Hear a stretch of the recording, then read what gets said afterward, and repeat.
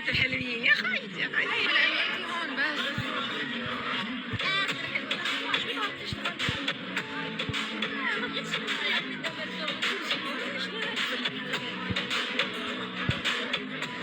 طيب احنا طلعنا بس فتت ضليت ربع ساعة وطلعنا انا ونرشين.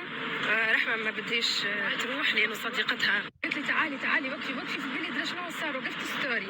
شو حبيبتي فضفضي؟ ولا شو والله كنت افتح لك الباب. تخيل روحي افتحي لي الباب يا بنت. يلا يلا افتحي لي.